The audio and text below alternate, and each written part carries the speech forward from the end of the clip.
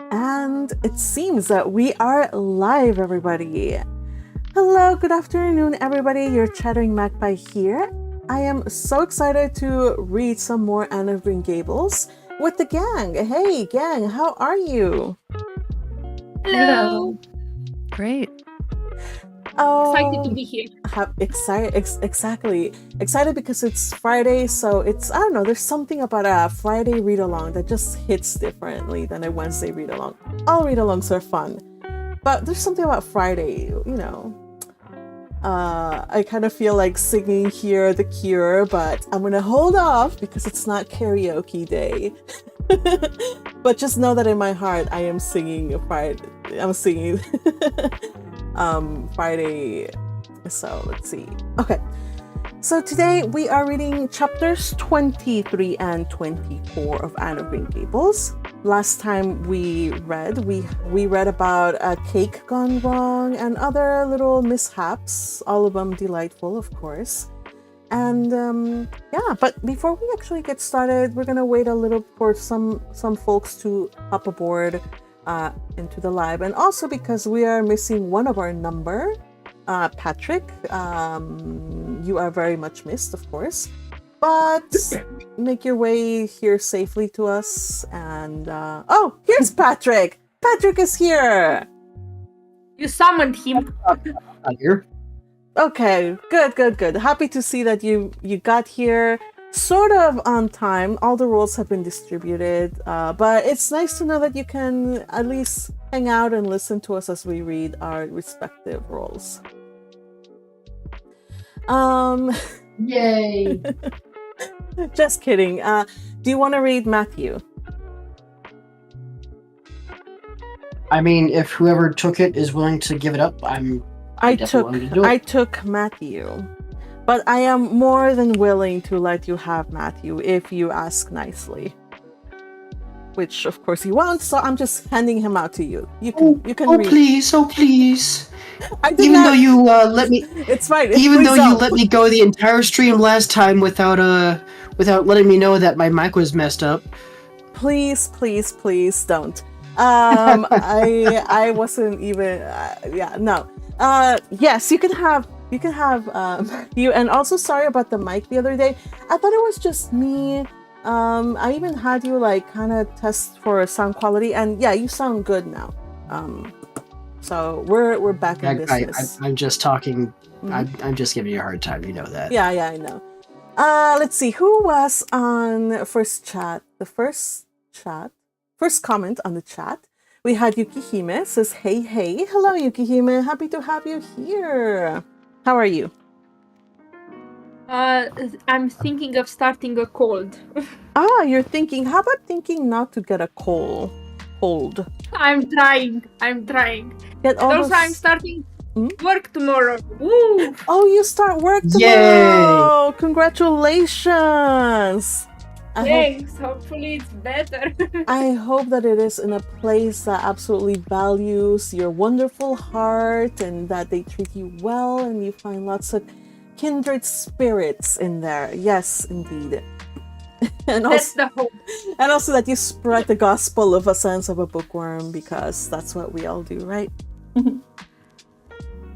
Yes, I am actually mentioning A Sense of a Bookworm in real world scenarios plenty of times. Like,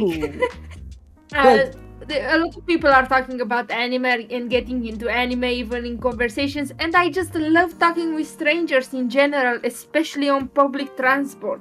So I had plenty of time to mention this series, actually. Wow, okay. You're definitely an extrovert. I could never. But you do you. Do us. We need more people like you. It tends to happen that a lot of anime fans, I've noticed, a lot of us are a bunch of introverts who are, one, either introverted and shy, or two, introverted and not shy, but very aware of the fact that when you mention anime, things happen to get a little weird with the person you're talking to in real life. Depending on who you're talking to, I don't know, it's weird. Why I is it weird? I don't know why it's No. weird. Like it's like, oh, so you're a weirdo. I'm like, no, I'm not a weirdo. So you have to kind of like pick, or maybe it's just me. Maybe I'm just a weirdo without talking No, about anime. no, that's I'm very weird. you met fake anime fans. True anime fans embrace the weirdness of the genre and everything, and find the kindred spirits in other people. All I need, listen, all I need is one little pin on someone's backpack, or even Oh, if someone feels like a rocker or something. I assume he also watches anime, or just ask, but like one pin of an anime, like one small tiny pin on his backpack, and I'm like, oh, so you like this thing? Huh, nice to meet you. I wear a shirt to work every now and then that has a picture of a certain girl and her dog doing the fusion dance, aw. and I think I heard a reaction, so someone definitely knows what I'm talking about. I don't know if it's Uh, if it's Anya. Is it Anya? No, it's not Anya. Oh, never mind. She has a dog though, right? She does. It's from Full Metal Alchemist. Oh, never mind. It's very cursed, and I call it my nerd detector because people will be like, "Oh, that is a terrible shirt." I'm like, I know, and that's why I love it. So I'm the kind of person, I guess, I would see the shirt and I'll be like, okay, because I haven't watched Full Metal. I'm going to watch it. I am. It doesn't matter. You would still know that it isn't an How anime. could you be? Well, how no, could no. you call yourself an anime fan and not watch Full Metal? Hey, I didn't used watch to not be an anime fan until 2019. Okay, I'm slowly catching up, and also I give priorities Tourist. to I'm giving priorities to slice of life, josei, and shoujo series because that's just my jam. So every once in a while, I do stray out into other waters. Sometimes it's successful. A lot of times, like when I started watching Promised Neverland, it was not very successful. Of all the ones I had to watch, was the first 3 episodes of Promised Neverland. I was like, yo, these nannies are freaking me out. I can't. So, yeah. I mean, I got through the Connie scene. That was particularly terrifying. Yeah, I did do the 3 episodes. I gave it a chance at the 3 episode rule, and I was like, not for me. I am going. Don't worry, there's plenty of non-horror anime out Yeah, there. that's just like the worst example I can think of. There was. So I'm planning on watching Full Metal Alchemist and also Steins Gate with I think Teal and Fergie. Yes!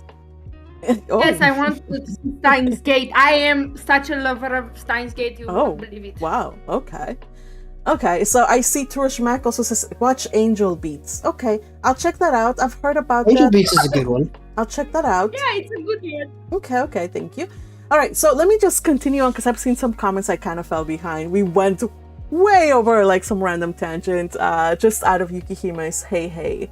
Happy to see you, Yukihime. Same with Teal, who says yo. By the way, Yukihime, she is a new member on the YouTube membership. Member. Welcome to our numbers. What took you so long? They're growing slowly. It's fine. I was actually No worries. planning on getting it, Mhm. but like someone actually gifted me this. Mhm. I don't know who gifted me that, but thank you.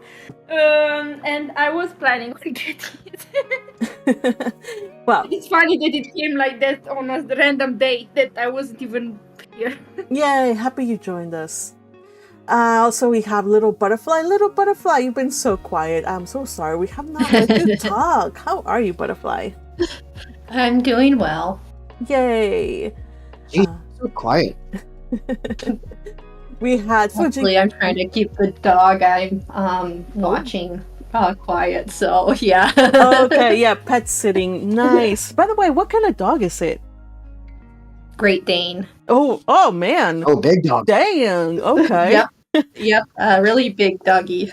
Oh, okay. The kind of dog that you don't walk, it walks you. Mm-hmm. I've had horses before, so it's not a big problem. Oh no, but horses you mount them, no? You can't really like put a Well, when you're walking a horse from one pen to another, and some horses you cannot ride. So okay. yeah, I know how to control large animals. All right, you can handle those spirited brutes. Good. Awesome. I don't know why I have a okay, I don't know, don't tell me, don't confirm or deny, but I have a feeling that you're kind of like I don't know, like either the animal is really big and you're really tiny. I don't know why I have this, probably because your name is Little Purple Butterfly, so I see that you're like on the short side. I don't know why. I haven't seen a whole bunch of these folks, so I have these mental images, which of course, absolutely gonna be not correct. I'm sure that when you guys first saw my face, you were like, eh? Yeah, I know. I have that impression of people sometimes. But I know that everybody is nice and lovely. And even if maybe Little Butterfly is like almost 6 foot, and here I'm thinking that she's tiny. Not quite that tall. Okay. I have pictures. I can tell you she is not. No, you don't. Maybe I'm thinking of someone else. Yeah, probably Kate. That's someone else. Probably Kate. Yeah. All right. So that aside, let's continue I on. get people confused. Let's continue on saying hello. We have Fuji petals floating on the river. Says vibrant summer rays. Yay! I know. Greetings. Well, not quite. It is still spring, still the season of Ferdinand. So let's not rush. Let's see. The party can start. Yes, Turashmak, we can only start reading and having fun if you're here. Thank you for joining us so we can get the party started. Yukihime says, here the weather is constantly changing from hot to cold, so I might start to catch a cold. No, get some teas and honey and gargle with salt water. Do it. I'm please. not doing that. Well, that's such a simple thing. Just gargle with salt water. Why wouldn't you? That's so simple. Sounds bad. I don't want to gargle. You're not going to drink it. You're just going to gargle. Gargling with salt water is actually really good for your throat. Mm-hmm. I have all these home remedies, but I held off from telling you my favorites because, like, the last time I did, I ended up like a fool telling you, oh yeah, use aloe vera. And of course, in Romania, they don't have aloe vera as abundantly as they do here in the Southwest. So, Yukihime, they have salt and they have water and they have pots. So put the salt in the water and gargle with that. Please, I've got pills. Hmm? Oh, it's okay. I've got pills and cough syrup. I am a big fan of medicine, like a pharma. She's a pharma fan. Pharma. Yeah. Just have some anodyne liniment. Yes, lots of opium. We have a cook here. She will make a cake with it. She will send it to you via express. I don't know what that is. That sounds bad. Well, if you listened to our last read along, you would know that it tastes terrible. Sorry, I didn't catch the last one. How dare you? No problem. Let's see here. Okay. Hope you get better. Hope you fight it off with pharma stuff or however way you choose to deal with the cold. I think the best one though is rest. So we'll try not to. Oh my gosh, it's already late. So we should just get started. Again, Turashmak is here. Says it's Friday. Gotta get down on Friday. That's right. Time to party. Rebecca Black is a terrible singer. That's the song.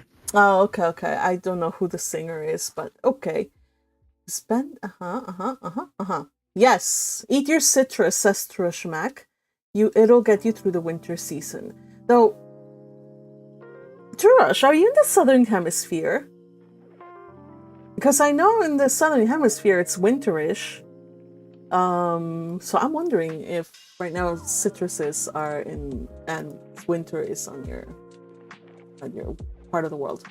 Anyway, we're gonna be reading today chapter 21 and no, not 21, 20. 23 and 24, you guys.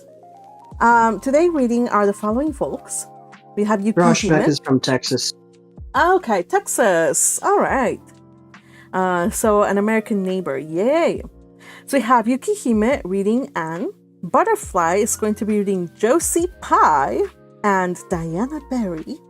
We have Teal reading Carrie Sloane. Mrs. Berry being read by Magpie. That is me. Hey. Teal is also going to be reading Marilla.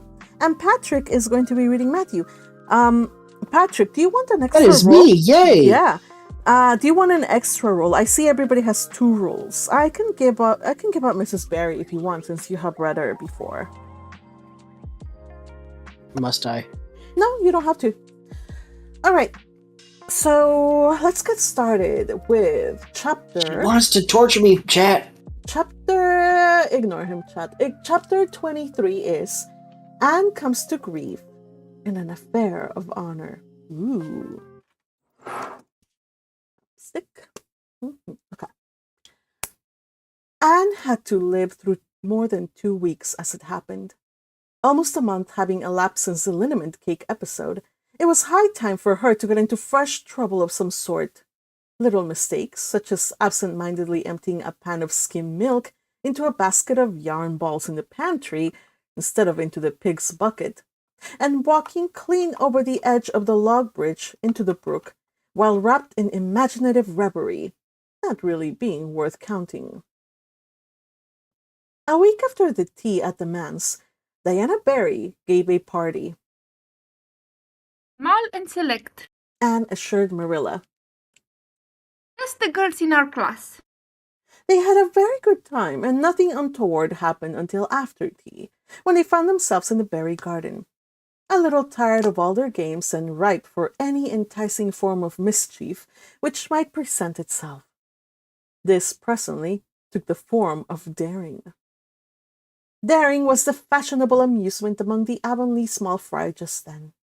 It had begun among the boys, but soon spread to the girls, and all the silly things that were done in Avonlea that summer because the doers thereof were dared to do them would fill a book by themselves. First of all, Carrie Sloane dared Ruby Gillis to climb a certain point in the huge old willow tree before the front door, which Ruby Gillis, albeit in mortal dread of the fat green caterpillars with which the said tree was infested, and with the fear of her mother before her eyes if she should tear her new muslin dress, nimbly did, to the discomfiture of the aforesaid Carrie Sloane. Then Josie Pye dared Jane Andrews to hop on her left leg around the garden without stopping once or putting her right foot to the ground, which Jane Andrews gamely tried to do, but gave out at the third corner and had to confess herself defeated. Josie's triumph being rather more pronounced than good taste permitted, Anne Shirley dared her to walk along the top of the board fence which bounded the garden to the east. Now, to walk board fences requires more skill and steadiness of head and heel than one might suppose who has never tried it. But Josie Pye, if deficient in some qualities that make for popularity, had at least a natural and inborn gift, duly cultivated, for walking board fences. Josie walked the berry fence with an airy unconcern which seemed to imply that a little thing like that wasn't worth a dare. Reluctant admiration greeted her exploit, for most of the other girls could appreciate it, having suffered many things themselves in their efforts to walk fences. Josie descended from her perch, flushed with victory, and darted a defiant glance at Anne. Anne tossed her red braids. I don't think it's such a very wonderful thing to walk a little low board fence, she said. I knew a girl in Marysville who could walk the ridge pole of a roof. I don't believe it, said Josie flatly. I don't believe anyone could walk a ridgepole. You couldn't anyway. Couldn't I? Cried Anne rashly. Then I dare you to do it. said Josie defiantly. I dare you to climb up there and walk the ridgepole of Mr. Barry's kitchen roof. Anne turned pale, but there was clearly only one thing to be done. She walked toward the house, where a ladder was leaning against the kitchen roof. All the fifth girl said, "Oh!" partly in excitement, partly in dismay. Don't do it, Anne. Entreated Diana. You'll fall and be killed. Never mind, Josie Pye. It isn't fair to dare anyone to do anything so dangerous. You must do it. My honor is at stake, said Anne solemnly. I shall walk that ridgepole, Diana, or perish in the attempt. If I am killed, you are to have my pearl bead earring. Ring. Anne climbed the ladder amid breathless silence, gained the ridgepole, balanced herself uprightly on that precarious footing, and started to walk along it, dizzily conscious that she was uncomfortably high up in the world and that walking ridgepoles was not a thing in which your imagination helped you much. Nevertheless, she managed to take several steps before the catastrophe came. Then she swayed, lost her balance, stumbled, staggered, and fell, sliding down over the sun-baked roof and crashing off it through the tangle of Virginia creeper beneath, all before the dismayed circle below could give a simultaneous, terrified shriek. If Anne had tumbled off the roof on the side up which she had ascended, Diana would probably have fallen heir to the pearl bead ring then and there. Fortunately, she fell on the other side, where the roof extended down over the porch so nearly to the ground that a fall therefrom was a much less serious thing. Nevertheless, when Diana and the other girls had rushed frantically around the house, except Ruby Gillis, who remained as if rooted to the ground and went into hysterics, they found Anne lying all white and limp among the wreck and ruin of the Virginia creeper. Anne, are you killed? Shrieked Diana, throwing herself on her knees beside her friend. Oh, dear Anne. Speak just one word to me and tell me if you're killed. To the immense relief of all the girls, and especially of Josie Pye, who, in spite of lack of imagination, had been seized with horrible visions of a future branded as the girl who was the cause of Anne Shirley's early and tragic death, Anne sat dizzily up and answered uncertainly. No, Diana, I am not killed, but I think I am rendered unconscious. Where? Sorry, you guys. Sobbed Carrie Sloane. Where, Anne? Before Anne could answer, Mrs. Barry appeared on the scene. At the sight of her, Anne tried to scramble to her feet, but sank back again with a sharp little cry of pain. "What's the matter? Where have you hurt yourself?" demanded Mrs. Barry. My ankle! Gasped Anne. Oh, Diana, please find your father and ask him to take me home. I know I can never walk there, and I'm sure I couldn't hop so far on one foot when Jane couldn't even hop around the garden. Marilla was out in the orchard, picking a handful of summer apples, when she saw Mr. Barry coming over the log bridge and up the slope, with Mrs. Barry beside him, and a whole procession of little girls trailing after him. In his arms he carried Anne, whose head lay limply against his shoulder. At that moment, Marilla had a revelation. In the sudden stab of fear that pierced her very heart, she realized what Anne had come to mean to her. She would have admitted that she liked Anne, nay, that she was very fond of Anne. But now she knew, as she hurried wildly down the slope, that Anne was dearer to her than anything else on earth.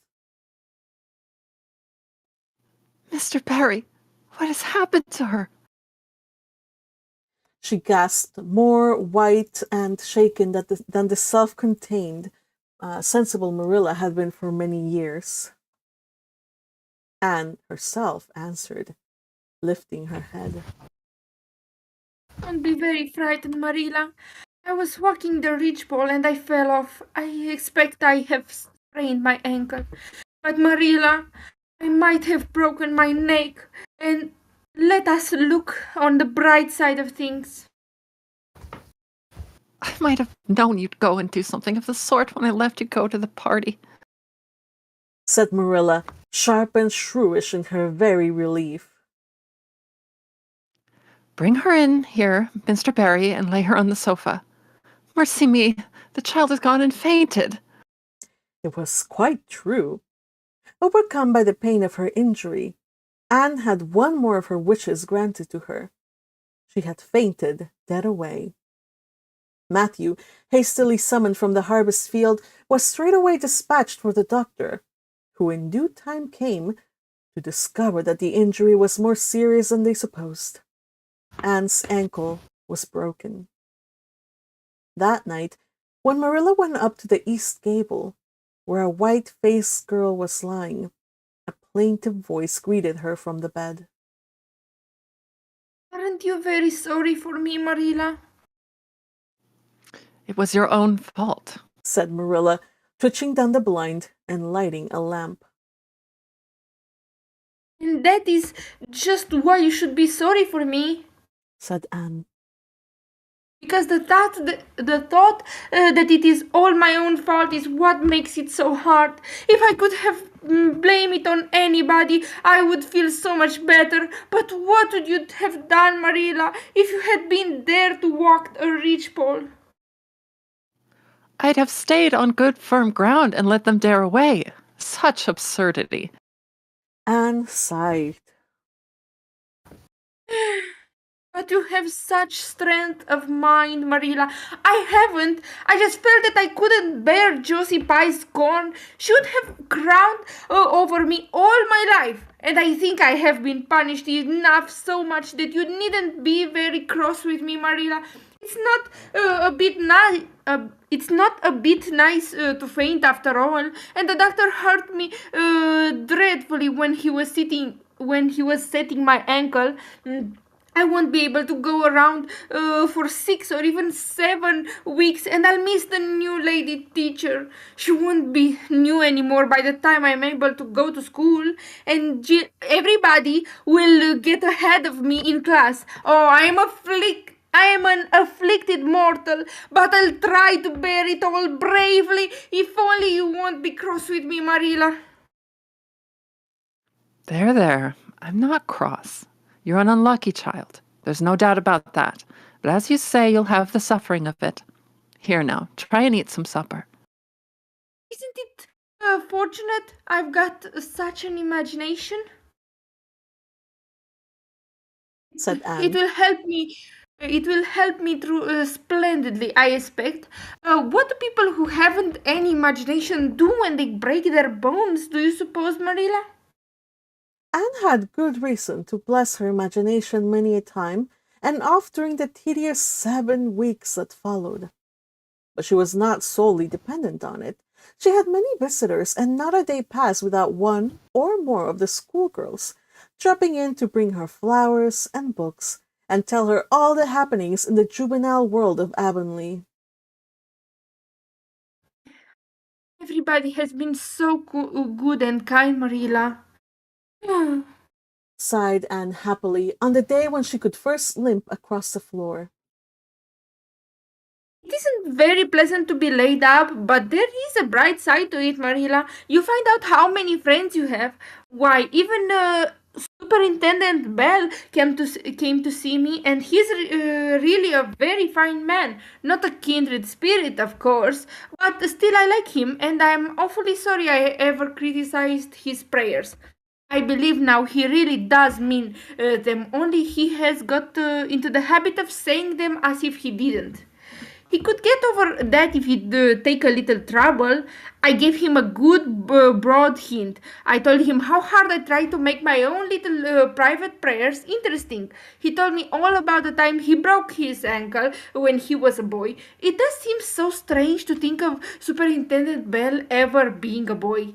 Even my imagination has its limits, for I can't imagine that. When I try to imagine him as a boy, I see him with grey whiskers and spectacles, just as he looks in Sunday school, only small. Now it's so easy to imagine Mrs. Allen as a little girl. Mrs. Allen has been to see me 14 times. Isn't that something to be proud of, Marilla? When a minister's wife has so many claims on her time, she is such a cheerful person to have to visit you. She never tells you it's your own fault, and she hopes you'll be a better girl on account of it. Miss Linde always told me that when she came to see me, and she said it in a kind of way that made me feel as she might hope I'd be a better girl, but didn't really believe I would. Even Josie Pye came to see me. I received her as politely as I could because I think she was sorry she dared me to walk a ridgepole. If I had been killed, she would have to carry a dark burden of remorse all of her life. Diana has been a faithful friend. She's been over every day to cheer my lonely pillow. But I shall be so glad when I can go to school, for I've heard such exciting things about the new teacher. The girls all think she's perfectly sweet. Diana says she has the loveliest fair curly hair and such fascinating eyes. She dresses beautifully, and her sleeve puffs are bigger than anybody else's in Avonlea. Every other Friday afternoon she has recitations, and everybody has to say a piece or take part in a dialogue. Oh, it's just glorious to think of it. Josie Pye says she hates it, but that is just because Josie Pye has so little imagination. Diana and Ruby Gillis and Jane Andrews are preparing a dialogue called A Morning Visit for next Friday. And the Friday afternoons, they don't have recitations. Miss Stacy takes them all to the woods for a field day. And they study ferns and flowers and birds. And they have physical culture exercises every morning and evening. Mrs. Linde says she never heard of such going-ons, and it all comes of having a lady teacher. But I think it must be splendid, and I believe I shall find that Miss Stacy is a kindred spirit. There's one thing plain to be seen, Anne, and that is that your fall off the berry roof hasn't injured your tongue at all. End of chapter. All right. Way to go, Yukihime. Bravo, Yukihime. We're gonna let you rest your tongue for a while. Hydrate. Okay. We'll do a little pause here for your sake.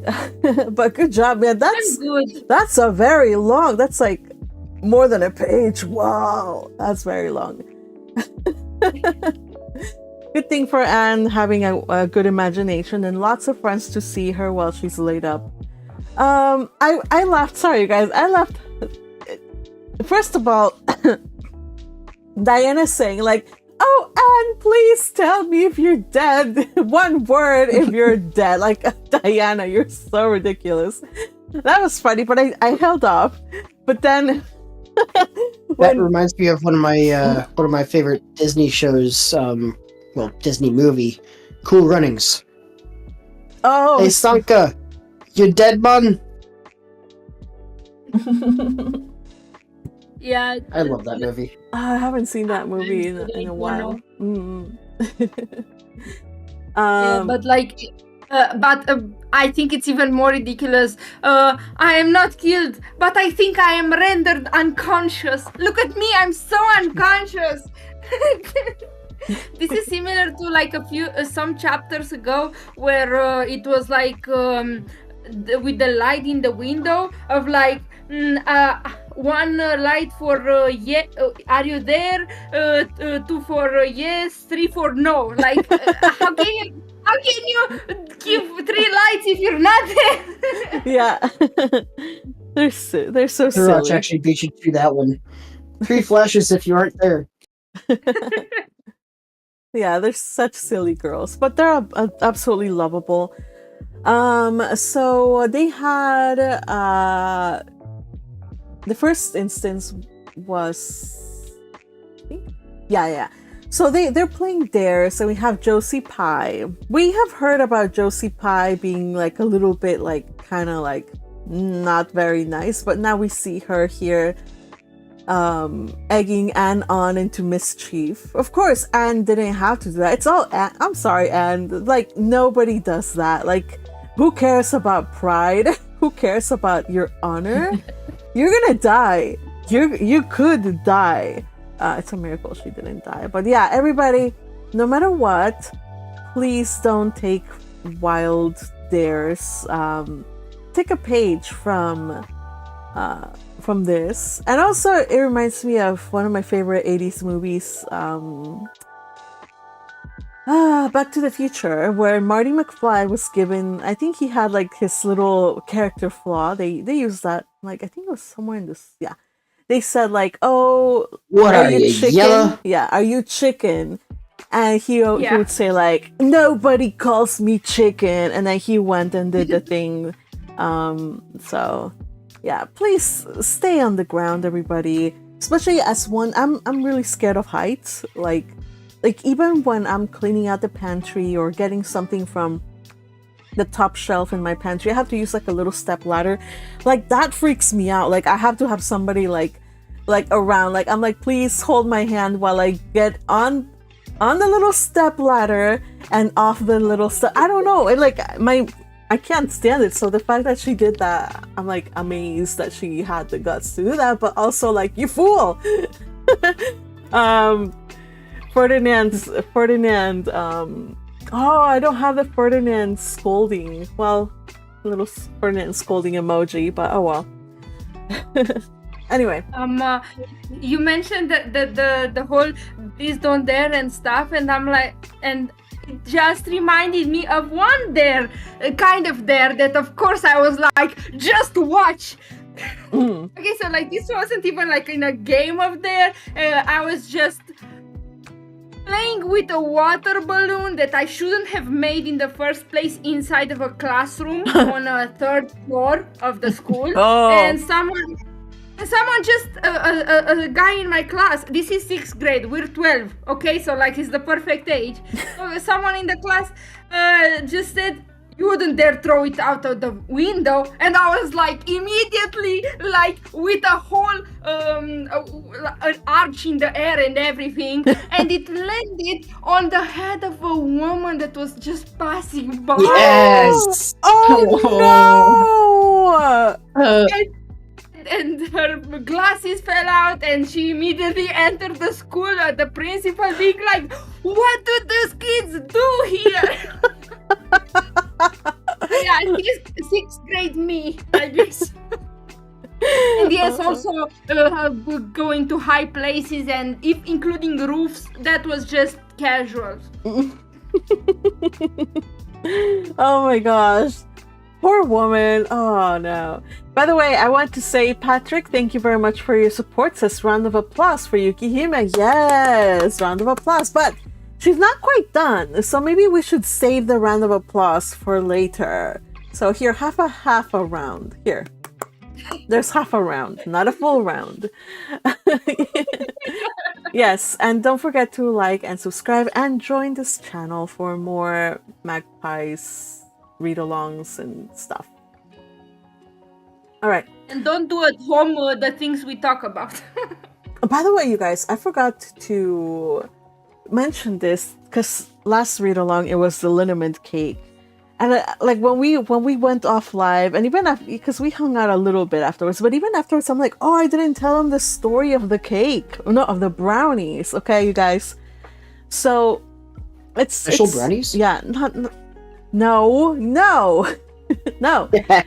So you guys, there was this one time my sister and I were still like teens, and we had the pastor and his wife come to our house to have lunch, right?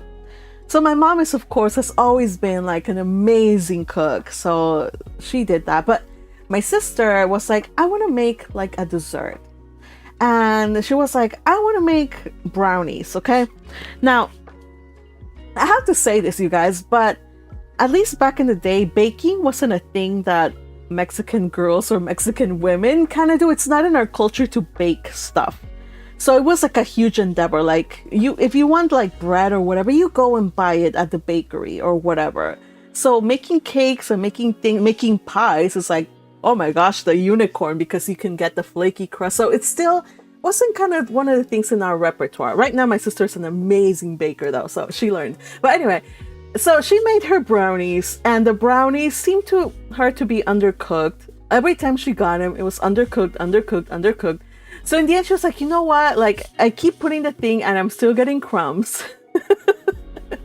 So she's like, okay, we're just going to like turn off the oven and just kind of leave them in there with the residual heat, right? Then comes the day of the lunch. I think that was Friday night, and then Saturday for lunch, it was dessert time.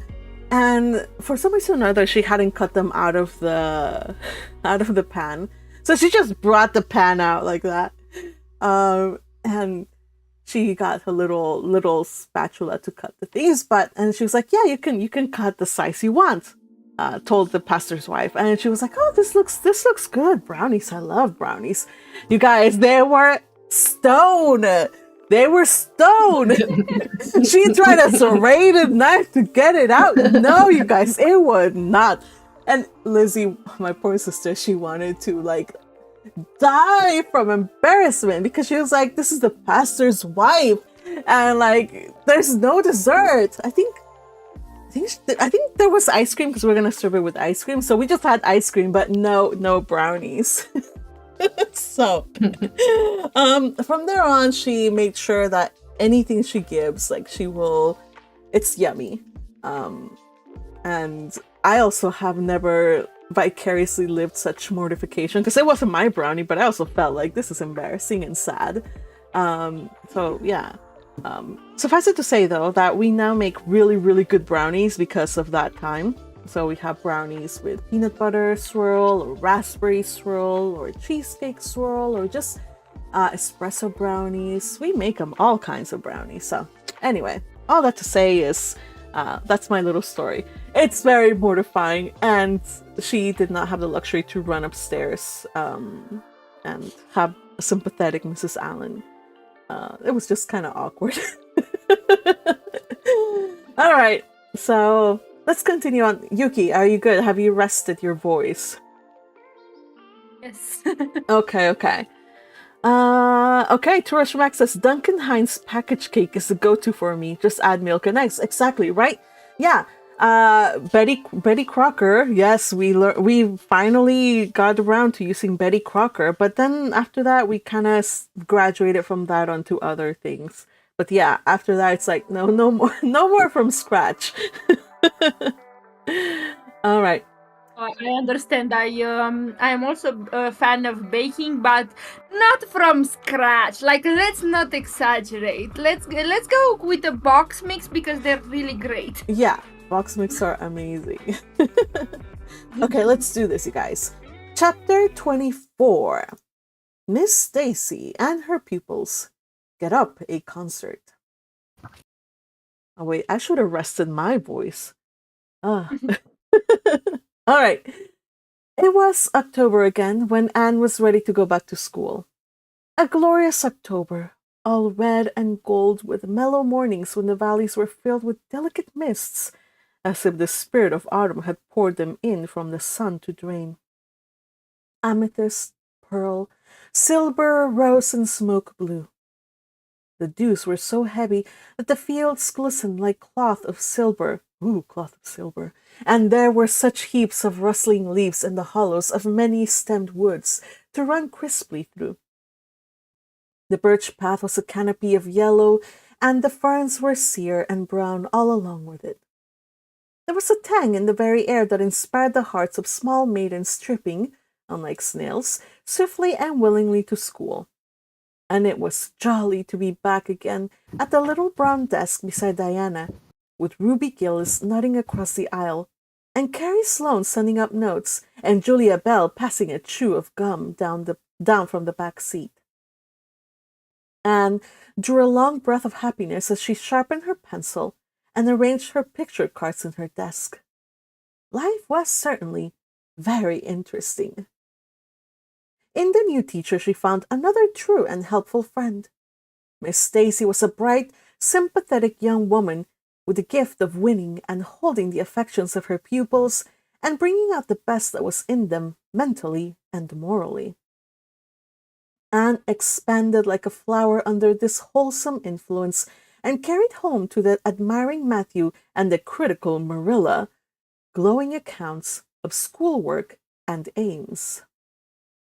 I love Miss Stacy with my whole heart, Marilla. She's so ladylike and she has such a sweet voice. When she pronounces my name, I feel instinctively that she's spelling it with an E. We had recitations this afternoon. I just wish you could have been there to hear me recite Mary, Queen of Scots. I just put my whole soul into it. Ruby Gillis told me coming home that the way I said the line, "Now for my father's arm," she said, my woman's heart farewell just made her blood run cold. Well, now, you might recite it for me some of these days, out in the barn, suggested Matthew. Oh, of course I will, said Anne meditatively. but I won't be able to do it so well, I know. It won't be so exciting as it is when you have a whole school full before you hanging breathlessly on your words. I know I won't be able to make your blood run cold. Mrs. Lynde said it made her blood run cold to see the boys climbing to the very tops of those big trees on Bell's Hill after crow's nests last Friday. I wonder at Miss Stacy for encouraging it. But we wanted a crow's nest for nature study, explained Anne. That was on our field afternoon. Field afternoons are splendid, Marilla, and Miss Stacy explains everything so beautifully. We have to write compositions on our field afternoons, and I write the best ones. It's very vain of you to say so, then. You'd better let your teacher say it. But she did say it, Marilla, and indeed, I am not vain about it. How can I be when I'm such a dunce at geometry? Although I'm really beginning to see through it a little too. Miss Stacy makes it so clear. Still, I'll never be good at it, and I assure you, it is a humbling reflection, but I love writing compositions. Mostly Miss Stacy lets us choose our own subjects, but next week we are to write a composition on some remarkable person. It's hard to choose among so many remarkable people who have lived. Mustn't it be splendid to be remarkable and have compositions written about you after you're dead? Oh, I would dearly love to be remarkable. I think when I grow up, I'll be a trained nurse and go with the Red Crosses to the field of battle as a messenger of mercy. That is, if I don't go out as a foreign missionary, that would be very romantic. But one would have to be very good to be a missionary, and that would be a stumbling block. We have physical culture exercises every day too. They make you graceful and promote the digestion. Promote fiddlesticks, said Marilla, who honestly thought it was all nonsense. But all the field afternoons and recitation Fridays and physical culture contortions paled before a project which Miss Stacy brought forward in November. This was that the scholars of Avonlea School should get up a concert and hold it in the hall on Christmas night for the laudable purpose of helping to pay for a schoolhouse flag. The pupils, one and all, taking graciously to this plan. The preparations for a program were begun at once, and of all the excited performers-elect, none was so excited as Anne Shirley, who threw herself into the undertaking, heart and soul, hampered as she was by Marilla's disapproval. Marilla thought it all rank foolishness. It's just filling your heads up with nonsense and taking time that ought to be put on your lessons. I don't approve of children's getting up concerts and racing about to practices. It makes them vain and forward and fond of gagging. But Gadding. think of the worthy object. Pleaded Anne. A flag will cultivate a spirit of patriotism, Marilla. Fudge. There's precious little patriotism in the thoughts of any of you. All you want is a good time. Well, when you can combine patriotism and fun, isn't it all right? Of course, it's real nice to be getting up a concert. We're going to have 6 choruses, and Diana is to sing a solo. I mean, 2 dialogues: the Society for the Suppression of Gossip and the Fairy Queen. The boys are going to have a dialogue too, and I am to have 2 recitations, Marilla. I just tremble when I think of it, but it's a nice, really kind of tremble, and we're to have a tableau at the last: faith, hope, and charity. Diana and Ruby and I are to be in it, all draped in white with flowing hair. I'm to be Hope, with my hands clasped, so, and my eyes uplifted. I'm going to practice my recitations in the garret. Don't be alarmed if you hear me groaning. I have to groan heartedly in one of them, and it's really hard to get up a good artistic groan, Marilla. Josipa is sulky because she didn't get the part she wanted in the dialogue. She wanted to be the fairy queen. That would have been ridiculous, for who ever heard of a fairy queen as fat as Josie? Fairy queens must be slender. Jane Andrews is to be the queen, and I am to be one of her maids of honor. Josie says she thinks a red-haired fairy is just as ridiculous as a fat one, but I do not let myself mind that. What Josie says. I am to have a wreath of white roses on my hair, and Ruby Gillis is going to lend me her slippers because I haven't any of my own. It's necessary for fairies to have slippers, you know. You couldn't imagine a fairy wearing boots, could you? Especially with copper toes. No, we are going to decorate the hall with creeping spruce and fir motes, with pink tissue paper roses in them, and we are all to march in 2 by 2 after the audience is seated, while Emma White plays a march on the organ. Oh, Marilla, I know you are not so enthusiastic about it as I am, but don't you hope your little Anne will distinguish herself? All I hope is that you'll behave yourself. I'll be heartily glad when all this fuss is over and you'll be able to settle down. You are simply good for nothing just now, with your head stuffed full of dialogues and groans and tableaus. As for your tongue, it's a marvel it's not clean worn out. Anne sighed and betook herself to the backyard, over which a young new moon was shining through the leafless poplar boughs from an apple-green western sky, and where Matthew was splitting wood. Anne perched herself on a block and talked the concert over with him, sure of an appreciative and sympathetic listener in this instant at least. Well, now, I reckon it's going to be a pretty good concert. And I expect you'll do your part fine, he said, smiling down into the eager, vivacious little face. Anne smiled back at him. Those two were the best of friends, and Matthew thanked his stars many a time and oft that he had nothing to do with bringing her up. That was Marilla's exclusive duty. If it had been his, he would have been worried over frequent conflicts between inclination and said duty. As it was, he was free to spoil Anne, Marilla's phrasing, as much as he liked. But it was not such a bad arrangement after all. A little appreciation sometimes does quite as much good as all the conscientious bringing up in the world. End of chapter.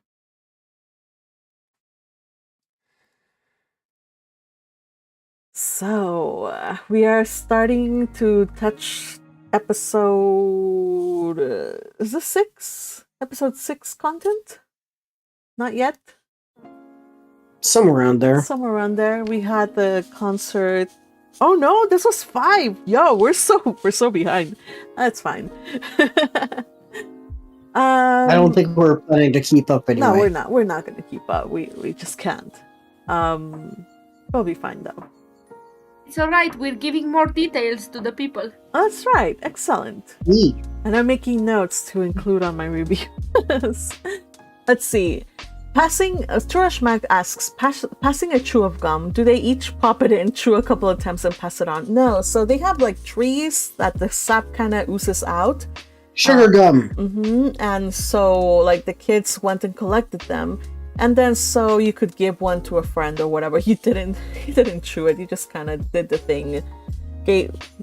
Got it from the tree and gave it to a friend. Yeah, I don't think people would share like chewing gum the same way when you describe it. Yeah.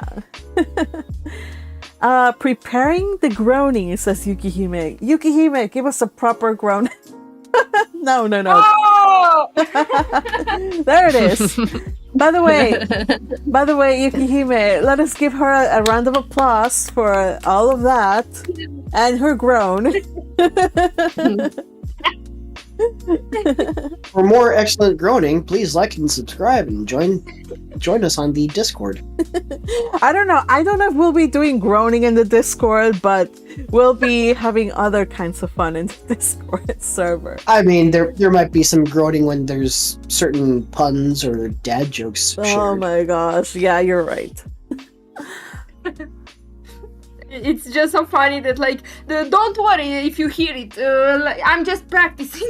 That's such a funny thing. Well, knowing she has a penchant for getting in trouble, it could be like Marilla's like, oh my gosh, what happened? Did something fall on top of her? Is she No. Like, there is a real danger that she could be getting into serious trouble. But if she forewarns her, then it's less likely that she has to. I don't know. It just goes to say that she's a troublemaker.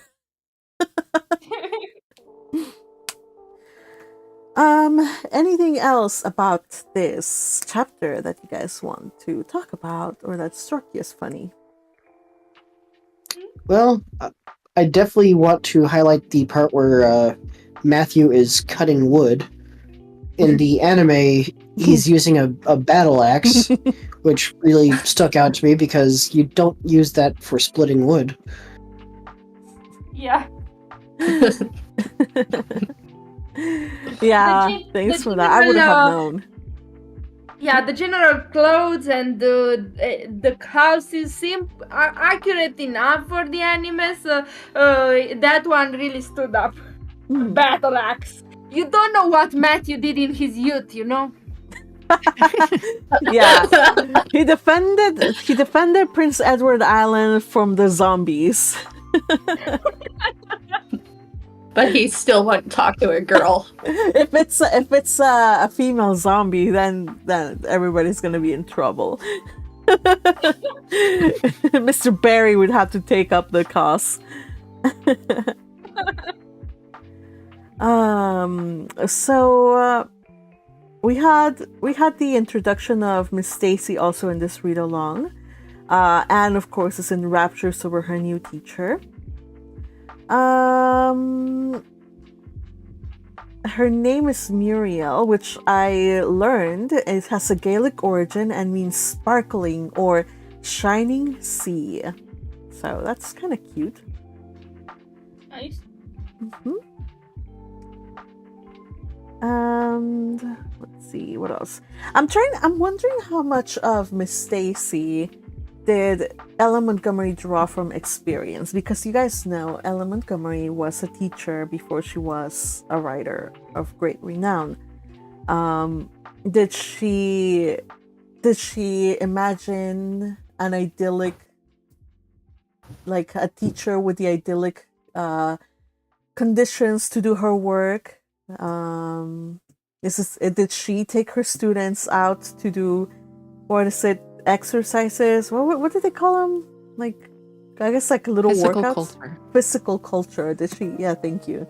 Did she do that herself? Did she have her own students climb trees to get?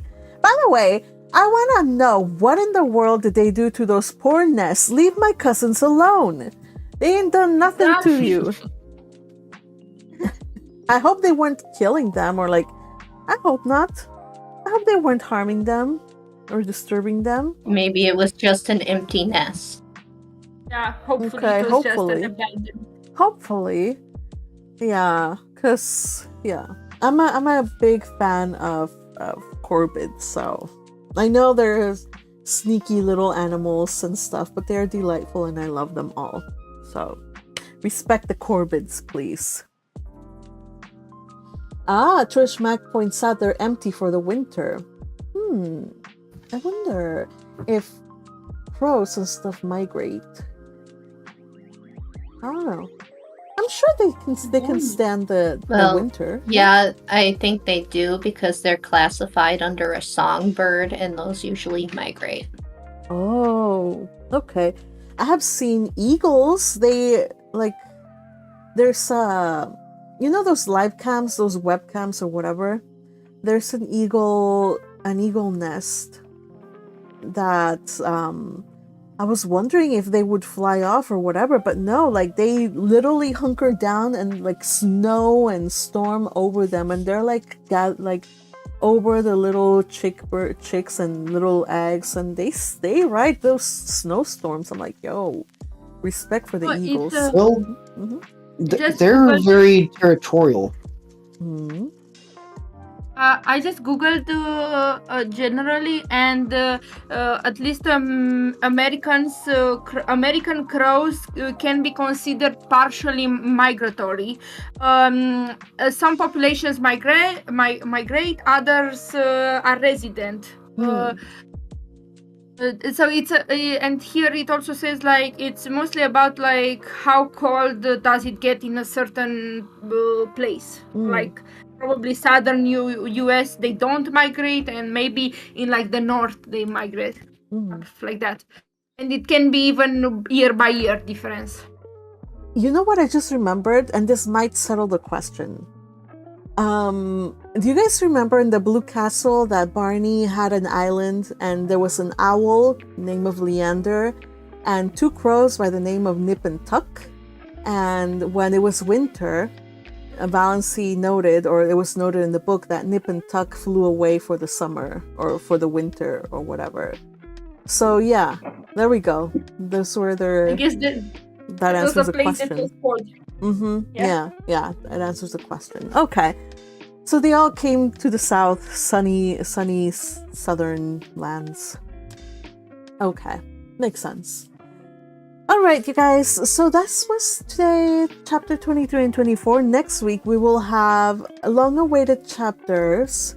I think it is Matthew insists on puffed sleeves, which it's not a spoiler because I am certain that you guys are following the anime. So yes, puffed sleeves. And then we have the story club is formed. Ooh, I really like this part in the anime. I'm glad they didn't skip it. I'm really enjoying how like the anime mentions Anne's friends. I think they cut out Carrie Sloane, but they still retained Jane and they still retained Ruby Gillis. I don't like that they. I don't know. I think Ruby Gillis being a crybaby, it was like kind of cute little trait, and they didn't make her that way, which kind of sucks. Like, because the book said like all the girls ran to like when Anne fell off the roof, all the girls ran and shrieked and ran to her except Ruby Gillis, who just had a fit of hysterics and just remained where she was.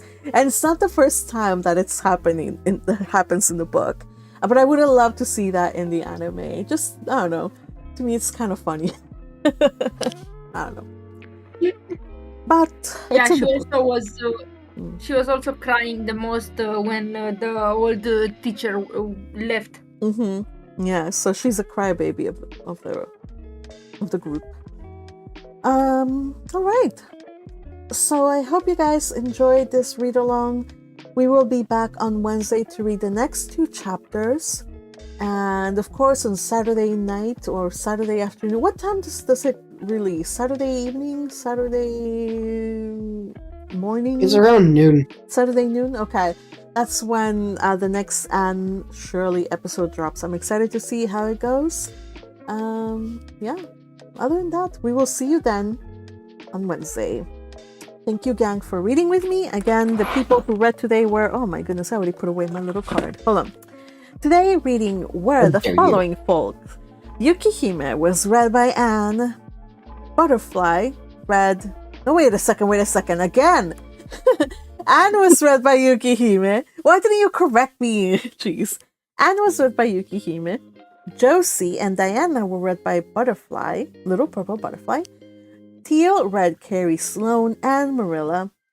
I read Mrs. Berry, and Patrick read Matthew. And we were able to do this read along because of the wonderful work of our highlighters, Teal and Hiremi. Thank you all who are supporting this channel through any means possible. All right. Oh, Turash Max says we don't correct you because it's funny. I know. It's funny for you guys, not for me. Yes, he stole the words out of my mouth because I was going to say exactly that. Mortifying. Oh. I did not hear the difference. I'm a little bit sleepy. Sorry. Yeah, you have to start your new job soon, so good for you. Oh, Teal says, I want to live on a private island and hang out with birds and cats all day. Yes, isn't that the dream, Teal? The Blue Castle The dream. Yeah, That's my Blue Castle as well, yes. Yes. Well, okay, so for me, it's either a little farm or a little cottage situation. But yes to cats, and yes to wild animals and stuff. And yes to having a big dog. I don't know, I've always wanted to have a big dog because they're the sweetest things and I love dogs, but you can't keep a dog inside a small apartment. So anyway, one day. Let's hope that our blue dream wishes will come true one day. Says, I love here, I actually had some cats fighting in my yard last night. Yeah. Oh, because Fuji Petals Floating on River offered the feral cats in their area. They're still sweet. I used to work at a place where we had to go in through a long driveway and pass all these houses, and it wasn't a bad area, but somehow these houses didn't keep up with the rising value of real estate, and the neighbors just had like these the most scraggliest cats you had ever seen in your life. Like, they were pathetic. I was like, you poor beast. Like, they were so scraggly. So but they were still like kind of cute. Like, sometimes I would go walking, for lunch and then for my lunch break, and they would like approach. I don't know. It was always the black cats that kind of said hello. I love black cats. Anyway, but yeah. Even feral cats. Black cats get a bad rap. Yeah, I know. Even black cats, feral cats, wild cats, they all deserve love. What was that, Butterfly? I love black cats. Yes. The ones that I've had have always been so sweet. Yeah, especially because black cats, they tend to not be as taken in, like, they're the ones that are left behind and euthanized the most. So, because people have these wild superstitions. But you know what? In Japan, black cats are considered of good luck. So, yeah. That just goes to show you that that's all superstitious nonsense. Oh, Trisha Max says orange cats are funny. Yes, they are the funniest things. I used to have an orange cat growing up. He was called Marmalade. Mermelado. So, he was a delight. But then he went Orange cats are crazy. Yeah. They have 3 different personalities. And they have only two working brain cells, so Yes. If they're lucky. Yeah. All right. Out of all the cats I had in the countryside, which were a good number, only the orange cats, like I don't know why, but like they would just play with you in my hands nicely for like 10 minutes, and then out of absolutely nowhere, just put the whole teeth in my arm, like Oh. deep down, like injection, like. Oh my god. Yeah, they're And kind they of were crazy. the only ones. Yeah, they were the only ones that were doing stuff like that. Yeah, some people say that it's a way of affection, like cute aggression, like they have. That's why they bite you, cats. But I don't know, like it doesn't feel cute at all. It hurts, especially Well, when it depends on how they bite you. Yeah. Especially when they do like biscuits. Like I've had cats do biscuits on my legs. I'm like, like please don't, it hurts. Yeah. Oh, but like there's not for nothing would I take them off my lap. Like go on and make your biscuits, because there's no way I'm pushing you off my lap, my son.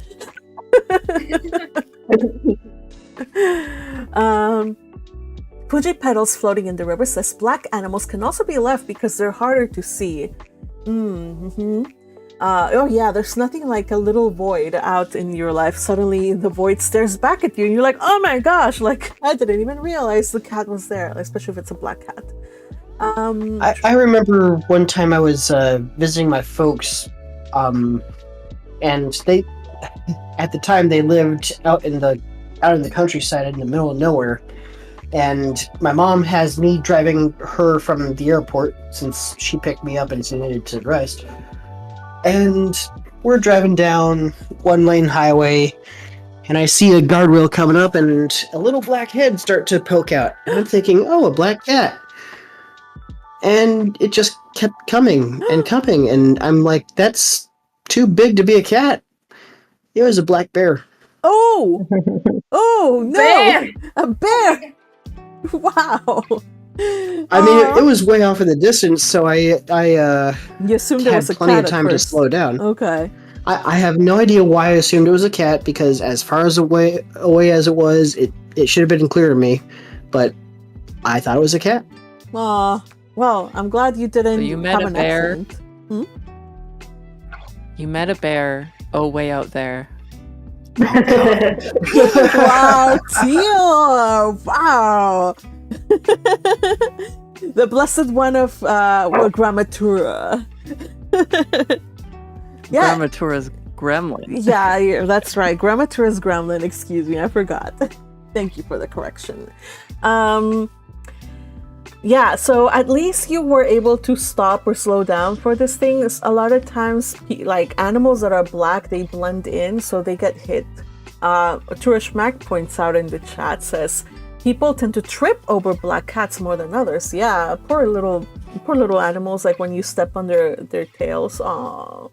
Like I'm so sorry. Like I did not mean to it. Also, puppies. Unfortunately, I used to have a puppy, and unfortunately, one time I remember, like to this day, I remember how heartbreaking it was when I accidentally stepped on her and she gave like a little cry. I was like, "No, my baby! I didn't mean to."